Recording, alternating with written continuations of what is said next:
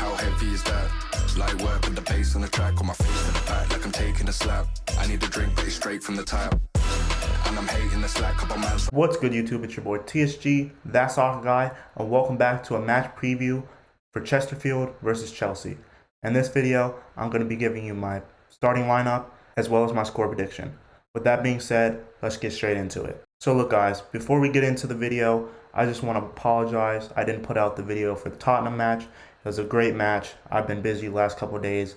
Didn't have time to put that match out. What I will say is I put the player ratings up on the screen for you guys. I'm going to talk about the player ratings a little bit before I jump into the information about Chesterfield. So bear with me. If you don't want to watch this part, feel free to skip ahead to the Chesterfield match review. Overall, as far as the gameplay, I want to say we played very good in that game. Very dominant the entire time. Overall, the whole team played great. We had a lot of players in the team that got a chance to shine. Some players that really impressed. As far as the formation, it worked out really well. I wouldn't be surprised if we see it again. I don't know if we will or not, to be completely honest with you. We might go back to the back three. Christensen's supposed to be back.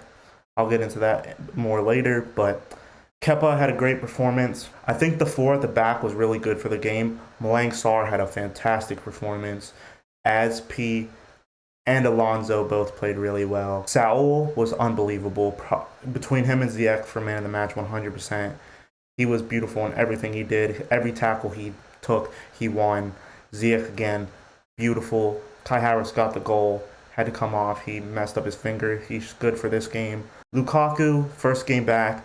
I actually think Lukaku did pretty well. I gave him a 6 out of 10 just on the fact that he wasn't really involved in the play a lot, and that was nothing to his fault. I think he was open many times, and we need to start playing some of these balls over the top to Lukaku because we could have had a couple more goals. The positions he was getting himself into were very good, and we need to have trust in him a little bit more. As far as the subs bench was great as well. Timo Werner came on the 45th minute, showed and acted like he hasn't been out at all, was very, very good. Ruben Loftus-Cheek was back, Kovacic was back, Pulisic, all these players coming in and doing a really good job. Even Harvey Vale for the last couple minutes of the game. And let me just say, before I start, I apologize if I keep saying Cheltenham or Chesterfield. I keep confusing their names all the time.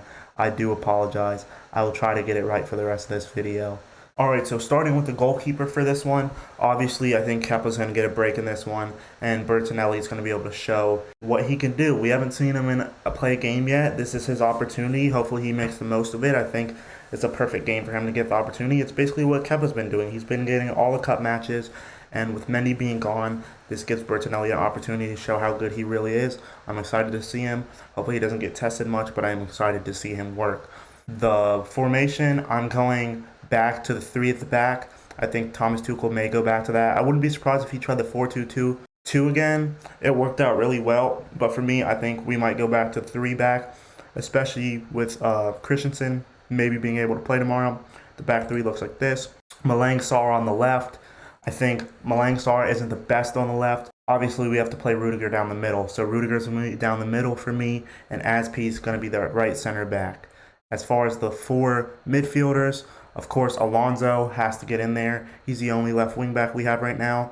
I say we need to rotate and give Jorginho and Saul a break. They can definitely come off the bench, but with Conte being out, Saul, Kovacic, Jorginho, they all are probably going to be rotating for minutes. And as well as Ruben Loftus-Cheek, he just came back from an injury as well. But they're all probably going to be rotated quite heavily in between matches until N'Golo Kante gets back. Callum Hudson-Odoi, I think he has to play that right wing back position. If we play a 4 at the back, which we might because we don't have that right wing back option, we're apparently going after Dest from Barcelona, which I think, in my opinion, is going to be a decent signing for us. He's very, very versatile, can play both sides. He also can play as a winger, so I think that's good for us. 100% more of attacking quality. But as far as the 4, that's the 4 for the midfield. And my front 3 looks like this. I think Ziyech has to get back into the team. We need to see what he can do. Pulisic, I think Pulisic's been pretty good lately. I want to see Pulisic shine in his left wing position. And Timo Werner back up front. I think give Lukaku a break, give Mount a break. They deserve it. They've been working very hard for the team lately. I know Lukaku was just off the last match, but we could bring him on as a sub. He doesn't need to start this game. Let's give Timo some minutes, who's desperate for some minutes. Kai come off the bench as well. Overall, I think this is these are going to be very close to players that Thomas Tuchel fields. Maybe Harvey Vale gets some time.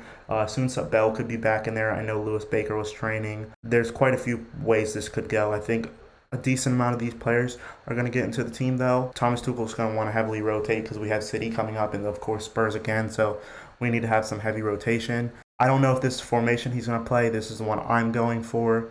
Looking at the subs look like this. As far as subs, of course, you have all these big names on the bench. I put Harvey Vale on the bench as well. I think there's probably going to be some more youngsters on the bench. Maybe Simmons gets back in. Like I said, Bell. I think this is going to be a pretty dominating performance from us. If we can't beat Chesterfield, that's going to be pretty embarrassing. No disrespect to any Chesterfield fans, but we should be more than good enough to beat Chesterfield. As far as scoreline, every time we come up against one of these smaller teams, we tend to put a lot of goals past them. I think with Chesterfield being where they are in their league, I think we're going to definitely be able to put some goals past them. I'm predicting a 4-0 win for us. I think it's going to be complete domination. It should be nothing other than complete domination, to be honest. I think Timo's going to get himself a goal. I think Ziyech is actually going to get himself a goal as well.